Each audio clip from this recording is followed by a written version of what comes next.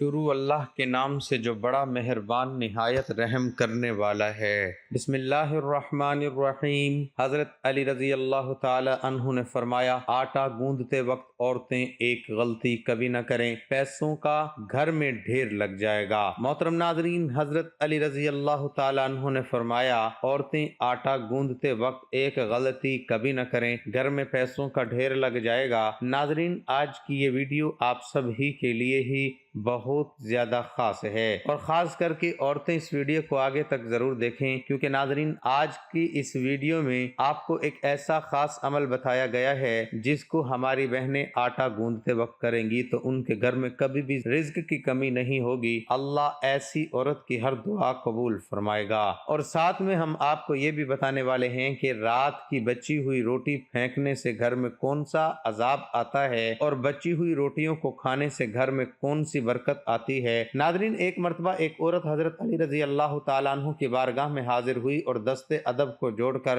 گڑ گڑا کر عرض کرنے لگی، یا حضرت، میری دعائیں اللہ کی بارگاہ میں قبول نہیں ہوتی، نہ ہی میرے پاس اتنا وقت اور طاقت ہے کہ میں ساری رات بیٹھ کر اللہ کی عبادت کر سکوں۔ مجھے آپ کوئی ایسا آسان سا عمل بتائیں جس کو کرنے سے اللہ کی بارگاہ میں میری دعائیں پوری ہو جائیں، بس اتنا سننا تھا۔ حضرت علی رضی اللہ تعالیٰ عنہ نے فرمایا، اے عورت، تم اپنے گھر میں جو بھی کام کرو اللہ کو یاد کر کے پوری سچائی کے ساتھ کیا کرو۔ جب بھی کسی سے گفتگو کرو تو محبت و احترام سے کیا کرو۔ تمہارا یہی عمل بھی ایک عجیب عبادت ہے، اور اس کے ساتھ ساتھ تم جب بھی آٹا گوندنے بیٹھو تو ایک مرتبہ بسم اللہ شریف پڑھ کر اللہ سے یہ کہو کہ اے اللہ، تو نے اپنی اس بندی کو یاد کیا، تو نے مجھ تک رزق پہنچایا، اور رزق پکانے کی طاقت تو نے مجھے عطا کی، اور اللہ اپنے محبوب کے صدقے سے میری دعاؤں کو قبول فرما۔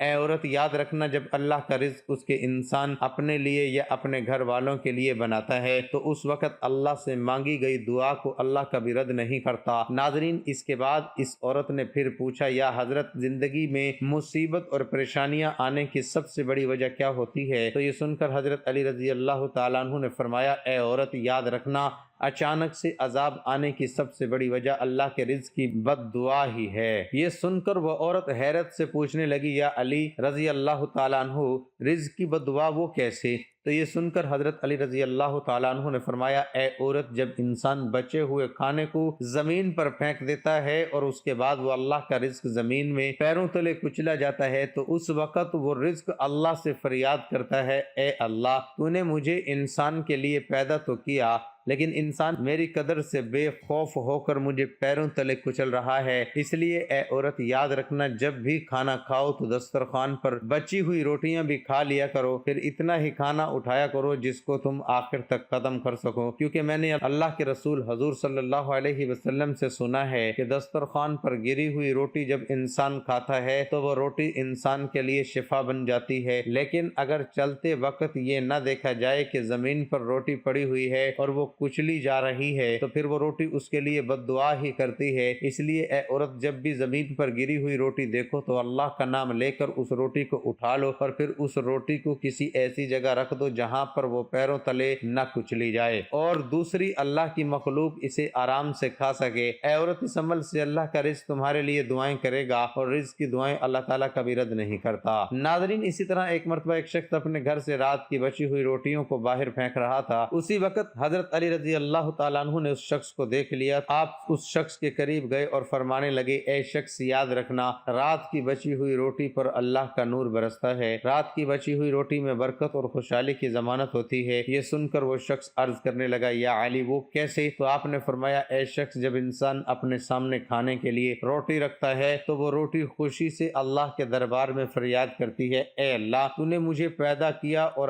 آج تیرا بندہ جسے تو نے اشرف المخلوقات بنایا ہے وہ مجھے کھا رہا ہے۔ لیکن افسوس، جب انسان کچھ روٹی کھانے کے بعد کچھ روٹی کو بچا لیتا ہے تو پھر وہ روٹی پوری رات غم زدہ ہوتی ہے اور اللہ کے دربار میں فریاد کرتی ہے کہ اے اللہ، تو نے مجھے انسان کے لیے پیدا تو کیا لیکن انسان نے مجھے ٹھکرا دیا۔ اس کے بعد یہ دیکھ کر اللہ اپنے فرشتوں کو حکم دیتا ہے کہ جاؤ، اس روٹی پر نور برساتے رہو، جس نے بھی اس کو ٹھکرایا ہے اس کے گھر سے برکت کو اٹھا لو، اور جو کوئی اس بچی ہوئی روٹی کو صبح اٹھ کر کھائے گا تو ایسا شخص خوب برکت اور رحمت پائے گا، کیونکہ ایسے شخص میں اللہ کے رسول صلی اللہ علیہ وسلم سے سنا ہے رات کی بچی ہوئی روٹیوں پر اللہ کا نور برستا ہے۔ اس لیے ناظرین، کبھی بھی رات کی بچی ہوئی روٹیوں کو باہر نہ پھینکا جائے بلکہ صبح ان کو گرم کر کے کھا لیا جائے۔ آج کے دن میں اللہ تعالیٰ کی طرف سے رزق کی جتنی فراوانی ہے اتنی ہی اللہ تعالیٰ کی ناشکری کی جاتی ہے، اور اسی طرح رزق کی ناقدری بھی۔ تو حق تو یہ بنتا ہے کہ جتنی ہمارے اوپر اللہ کی نعمتوں کی فراوانی اور وسعت ہے ہمیں اتنا ہی زیادہ شکر ادا کرنا چاہیے۔ شکر ادا کرنا تو دور کی بات، ہم اللہ کے فرائض پورے نہیں کرتے۔ اگر ہم اپنے گھروں پر نظر دوڑائیں تو جس طریقے سے ہمارے گھروں میں روٹی ضائع ہوتی ہے وہ کسی سے مخفی نہیں۔ ایک وقت کی روٹی بچ جائے تو اس کو دوسرے وقت میں کھانا کسی کو گوارا نہیں، اور یہ بچی ہوئی روٹی بعض لوگ تو سنبھال کر جھان بورے والے کو دے دیتے ہیں، لیکن بعض لوگ اس کا خیال نہیں کرتے اور اس کو کوڑے کے ساتھ پھینک دیتے ہیں۔ حالانکہ اگر روٹی بچ جائے تو اس روٹی کو دوسرے وقت میں استعمال کر لیا جائے، اس میں کوئی حرج والی بات نہیں، بلکہ ہمارے آقا صلی اللہ علیہ وسلم کا باسی روٹی استعمال کرنا حدیث سے ثابت ہے۔ باسی روٹی کو سنت سمجھ کر استعمال کر لیا جائے، البتہ اس بات کا خیال رکھا جائے کہ روٹی خراب تو نہیں۔ حضور صلی اللہ علیہ وسلم کی باسی روٹی کھانے کے حوالے سے حضرت ام ہانی فرماتی ہیں، میرے پاس رسول اللہ صلی اللہ علیہ وسلم تشریف لائے اور پوچھا، کیا تمہارے پاس کچھ کھانے کے لیے ہے؟ میں نے کہا نہیں، البتہ باسی روٹی اور سرکہ ہے۔ آپ نے فرمایا اسے لے آؤ، وہ گھر کبھی غریب نہیں ہوگا جس گھر میں سرکہ موجود ہے۔ حضور صلی اللہ علیہ وسلم نے باسی روٹی سرکے کے ساتھ تناول فرمائی۔ حضرت سہیل بن سعد رضی اللہ تعالیٰ عنہ کی روایت ہے کہ اس سے پوچھا گیا کہ جو کی روٹی کو نبی صلی اللہ علیہ وسلم کیسے پکاتے تھے، تو فرمایا آٹے میں پھونک مار دیا کرتے تھے تاکہ جو موٹے موٹے تینکے ہوں وہ اڑ جائیں، باقی کو گوندھ لیا کرتے تھے۔ ایک روایت میں ہے کہ نبی صلی اللہ علیہ وسلم کے زمانے میں چھلنی نہیں ہوتی تھی اور وہ اس کو پھونک لیا کرتے تھے اور پھر اس کے بعد روٹی بنا لیا کرتے تھے۔ حضرت ابو بکر صدیق رضی اللہ تعالی عنہ اور حضرت عمر رضی اللہ تعالی عنہ جو کی روٹی بنا چھانے کھایا کرتے تھے، آٹا چھنا ہوا نہیں ہوتا تھا۔ آج کل گیہوں کی روٹی بھی بغیر چھنے کھانا مشکل سمجھا جاتا ہے، حالانکہ بغیر چھنے آٹے کی روٹی جلد ہضم ہوتی ہے۔ حضرت ابو ہریرہ رضی اللہ تعالی عنہ سے روایت ہے کہ آپ صلی اللہ علیہ وسلم اور آپ صلی اللہ علیہ وسلم کے اہل و عیال کو مسلسل 3 دن گیہوں کی روٹی کھانے کی نوبت نہیں آئی، یہاں تک کہ دنیا سے جانے کا وقت آ گیا۔ آقا صلی اللہ علیہ وسلم کے گھر میں کبھی بھی ایسا نہ ہوا کہ 3 روز کھانا ہو، فاقہ ہوتا تھا۔ آج کل کے رواج میں آٹا چھنا ہوا آتا ہے، تو ہم کم سے کم اتنا ضرور کر لیں کہ گیہوں کی روٹی تو ہم کھاتے ہیں، الحمدللہ یہ بھی کھائیں، لیکن ساتھ جو کی بھی شروع کر دیں تاکہ اس سنت کا ثواب ہمیں مل جائے۔ محترم ناظرین، آج ہم بات کریں گے آپ کے گھر کے آٹے کی، جو کہ ہر گھر میں موجود ہوتا ہے، وہی آٹا جس کو گوندھ کر آپ روٹی بناتے ہیں۔ آٹا ہر گھر میں کھانے کے لیے استعمال کیا جاتا ہے۔ آپ نے دیکھا ہوگا کہ عورتیں اپنے کچن میں، چاہے وہ شہر میں رہتی ہیں یا گاؤں میں رہتی ہیں، سب اپنے اپنے گھر سے کام کرتی ہیں۔ بہت سی عورتیں اپنا وقت بچانے کے لیے چاہے کوئی سبزی ہو، دالیں ہوں یا آٹا ہو، پہلے ہی تیار کر کے رکھ لیتی ہیں تاکہ بعد میں وقت ضائع نہ ہو اور آسانی کے ساتھ وہ ان کو بنا سکیں۔ مثال کے طور پر عورت اپنے گھر میں روٹی پکانے سے کافی دیر پہلے ہی آٹا گوندھ کر رکھ لیتی ہے تاکہ بعد میں وقت ضائع نہ ہو۔ لیکن آج میں آپ کو کچھ ایسی اہم معلومات دینے جا رہا ہوں جس کو آپ لازمی سمجھیں، کیونکہ کئی بار ایسا ہوتا ہے کہ آپ کا کوئی کام رک جاتا ہے، آپ کے گھر میں دولت پیسہ آنا بند ہو جاتا ہے، رزق میں کمی آ جاتی ہے، بے برکتی آ جاتی ہے، اس کی وجہ آپ کے گھر کا آٹا بھی ہو سکتا ہے۔ ہمیشہ یاد رکھیں، جس طرح کہتے ہیں کھانا اتنا ہی کھانا چاہیے جتنی بھوک ہو، کیونکہ زیادہ کھا لینے سے آپ کی صحت خراب ہو سکتی ہے۔ اسی طرح آٹا اتنا ہی گوندنا چاہیے جتنی اس کی ضرورت ہو۔ بہت سی خواتین صبح کے وقت ہی زیادہ آٹا گوندھ لیتی ہیں، پھر اسے فریج میں رکھ دیتی ہیں اور دوپہر اور شام کے وقت استعمال کر لیتی ہیں۔ یاد رکھیں، ایسا کرنا آپ کے گھر سے ساری برکت ختم کر دیتا ہے، کیونکہ آٹا ایک ایسی چیز ہے جو امیر غریب سب کے گھر میں استعمال ہوتا ہے۔ اس کے بغیر آپ کا پیٹ نہیں بھر پاتا۔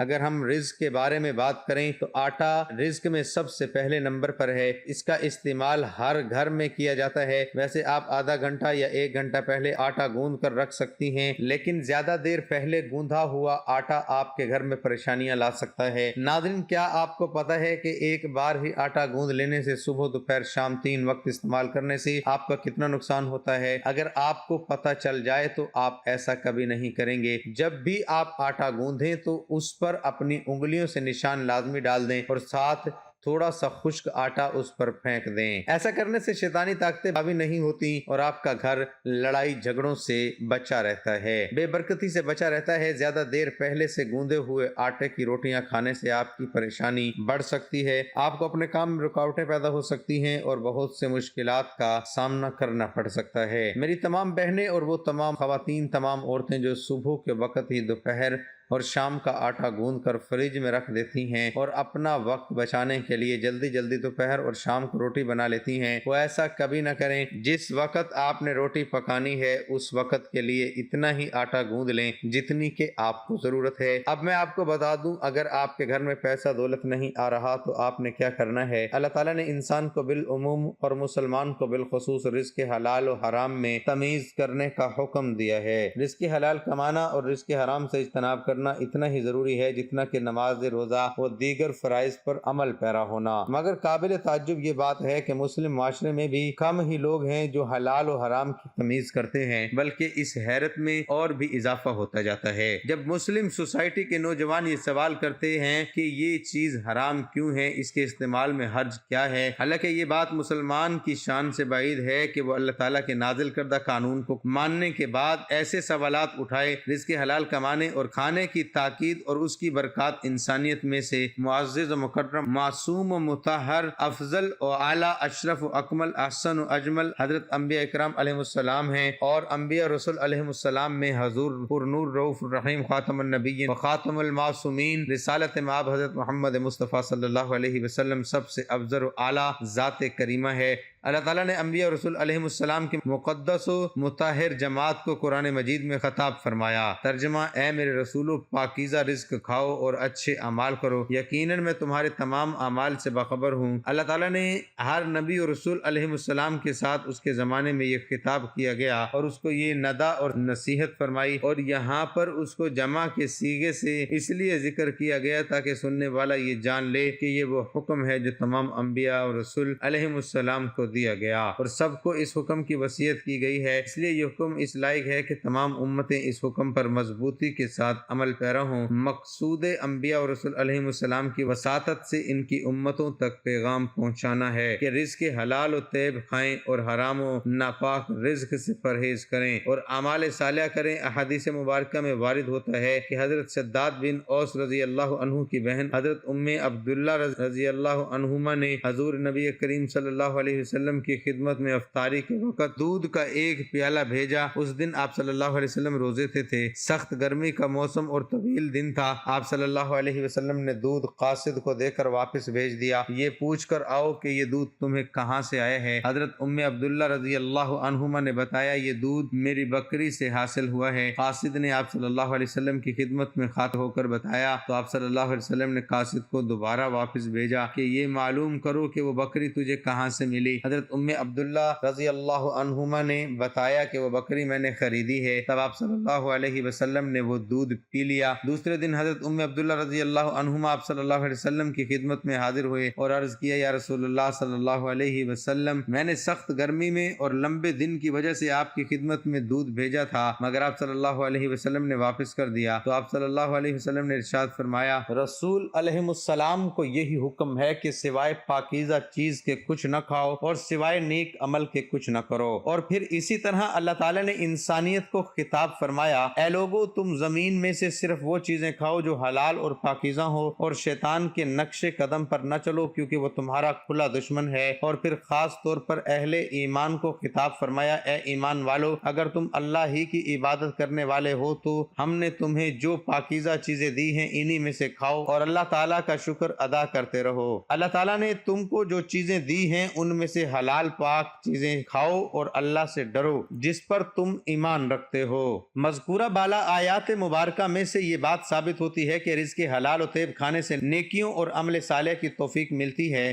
گویا کہ رزق حرام سے بچنے والے انسان کے لیے نیک اعمال کرنے آسان ہو جاتے ہیں۔ رزق حلال سے تقوی و طہارت کا حصول ہوتا ہے اور رزق حلال وہ عظیم دولت ہے جس کو یہ حاصل ہو جائے اسے اور کچھ نہ ملے تو کوئی پرواہ نہیں، یعنی انسان رزق حلال کی برکت سے نقصان سے محفوظ ہو جاتا ہے۔ چنانچہ حضرت عبداللہ ابن عمر رضی اللہ عنہما روایت فرماتے ہیں، حضور نبی کریم صلی اللہ علیہ وسلم نے ارشاد فرمایا کہ اگر تیرے اندر یہ چار باتیں ہوں تو دنیا تجھ سے فوت بھی ہو جائے تو تجھے کوئی نقصان نہیں۔ ایک، امانت کی حفاظت، دوسری بات میں سچائی، تیسرے اچھے اخلاق اور چوتھی کھانے میں پاکیزگی۔ اور دوسری روایت میں حضرت ابو سعید خدری رضی اللہ عنہ بیان کرتے ہیں کہ حضور نبی کریم صلی اللہ علیہ وسلم نے ارشاد فرمایا، جس آدمی نے حلال مال کمایا پھر اس کو اپنی ذات پر خرچ کیا یا دوسری اللہ تعالیٰ کی مخلوق کو کھلایا، اس مال میں سے کپڑا پہنایا تو اس کے لیے یہ چیز پاکیزگی اور طہارت کا ذریعہ بنے گی۔ حضور نبی کریم صلی اللہ علیہ وسلم نے ارشاد فرمایا کہ جس کسی کے لیے بھی اس کے ہاتھ کی کمائی کے کھانے سے بہتر کوئی کھانا نہیں ہے،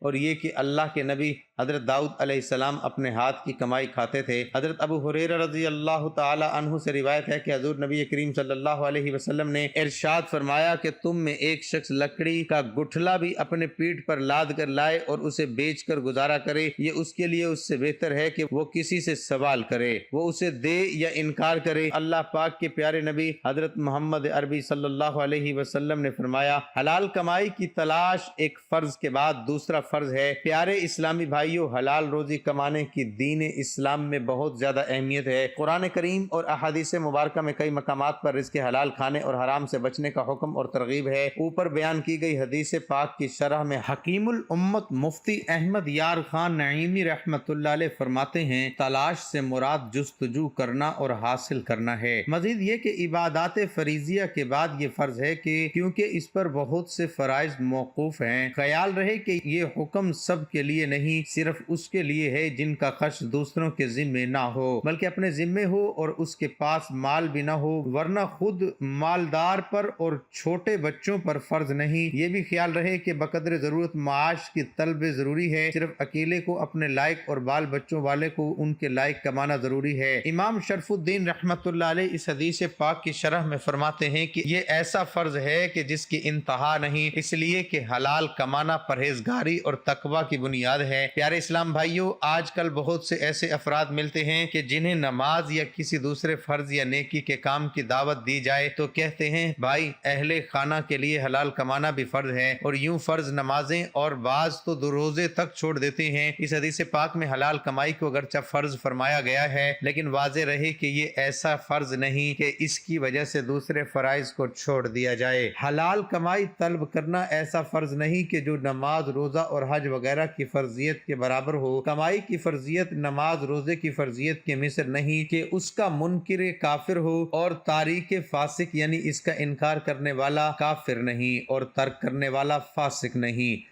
حلال کمانے اور حلال کھانے میں مسلمان کے لیے دنیا و آخرت کی نجات ہے، جبکہ حرام کا لقمہ دنیا و آخرت کی تباہی کا سبب بن جاتا ہے۔ حرام روزی کے بارے میں فرامین مصطفیٰ صلی اللہ علیہ وسلم پڑھیے اور عبرت حاصل کیجیے۔ ایک شخص طویل سفر کرتا ہے جس کے بال بکھرے ہوئے اور بدن گرد آلود، یعنی اس کی حالت ایسی ہے کہ جو دعا کرے وہ قبول ہو، اور آسمان کی طرف ہاتھ اٹھا کر یا رب یا رب کہتا ہے، یعنی دعا کرتا ہے، مگر حالت یہ کہ اس کا کھانا حرام، پینا حرام، لباس حرام اور غذا حرام، پھر اس کی دعا کیوں مقبول ہو؟ یعنی اگر قبول دعا کی خواہش ہو تو کسب حلال اختیار کرو۔ جو بندہ مال حرام حاصل کرتا ہے اگر اس کو صدقہ کرے تو مقبول نہیں، اور خرچ کرے تو اس کے لیے اس میں برکت نہیں، اور اپنے بعد چھوڑ مرے تو جہنم کو جانے کا سامان ہے۔ اللہ پاک برائی سے برائی کو نہیں مٹاتا، ہاں نیکی سے برائی کو مٹاتا ہے۔ بے شک خبیث یعنی ناپاک کو خبیث نہیں مٹاتا नाज़रीन, वक्त की नज़ाकत को मद्देनजर रखते हुए आइए वजीफे की तरफ चलते हैं। सबसे पहले आपने दरूद पाक पढ़ना है।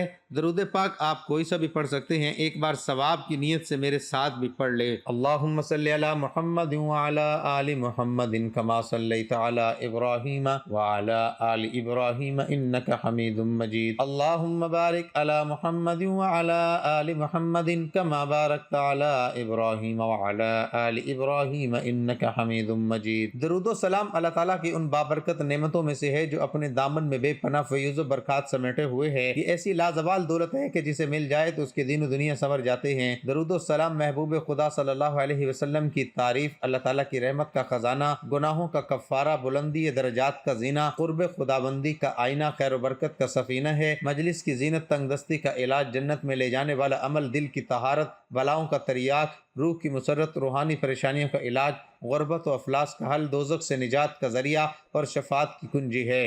अहादीस मुबारक में दरूद व सलाम की बेशुमार फ़ज़ाइल व बरक़ात ज़िक्र मिलता है। दरूद व सलाम क़ुर्ब मुस्तफ़ा सल्लल्लाहु अलैहि वसल्लम का ज़रिया है। हज़ूर नबी अकरम सल्लल्लाहु अलैहि वसल्लम की ज़ात गिरामी से वालहाना अक़ीदत व मोहब्बत जुज़्व ईमान है। उसके बगैर ईमान की तकमील नहीं होती। दरूद व सलाम पढ़ना मोहब्बत रसूल सल्लल्लाहु अलैहि वसल्लम की दलील है। कसरत से दरूद व सलाम पढ़ने वाले को रोज़े क़यामत क़ुर्ब रसूल सल्लल्लाहु अलैहि वसल्लम की नेमत से फैज़याब किया जाएगा। तो अल्लाह वालों, दरूद व सलाम के बाद जानिए कि आटे को गूंदते वक्त हम पानी का इस्तेमाल करते हैं। आप पानी का इस्तेमाल ज़रूर करें, लेकिन पानी के साथ साथ आपने क्या करना है कि एक चम्मच दूध का लेना है। उस पर आप लोगों ने अल्लाह पाक का ये इसमें मुबारक है, या अल्लाहु या रज़्ज़ाकु, या अल्लाहु या रज़्ज़ाकु, या अल्लाहु या रज़्ज़ाकु, अल्लाह पाक का इसमें मुबारक या अल्लाहु या रज़्ज़ाकु 11 मरतबा इस दूध के चम्मच पर पड़ें और आटे में मिक्स कर दें। यानी आटा गूंदते वक्त हम पानी का इस्तेमाल करते हैं। पानी के साथ साथ आपने एक चम्मच दूध का लेकर उस पर अल्लाह पाक का इसमें मुबारक या अल्लाहु या रज़्ज़ाकु 11 मरतबा पढ़ लें और पानी में मिक्स कर दें और उसके बाद आटे को गूंदें। फिर देखें कि दौलत और रिज़्क़ आपके घर में भागता हुआ आ जाएगा। एक बात आपको बताता चलूं, जिस तवे पर आप रोटियां पका रहे हैं उसको चूल्हे के हमेशा बाएं तरफ रखें, दाएं जानिब कभी न रखें। अगर आप लोग आटे पर अल्लाह का ये इसमें मुबारक पढ़कर अमल कर लेते हैं, दूध के ऊपर एक चम्मच दूध पर 11 मरतबा या अल्लाहु या रज़्ज़ाकु पढ़कर आटे में मिक्स कर देते हैं और रोज़ाना ये अमल कर लेते हैं, सुबह दोपहर शाम के वक्त कर लेते हैं, तो यकीन करें जिस घरों में दौलत नहीं आ रही, पैसा नहीं आ रहा, भागता हुआ पैसा आपके घरों में आना शुरू हो जाएगा। ये कुछ बहुत अहम मालूमात थी। अगर आपको पसंद आती हैं तो इसे लाइक कर दें, शेयर कर दें। अपना बहुत सारा ख्याल रखें, अपनी दुआओं में याद रखें। गुजारिश है कि अल्लाह ताला के 99 नामों में से कोई एक नाम लिखकर कमेंट में जरूर शेयर करें। अल्लाह हम सब का हामी और नासिर हो, आमीन।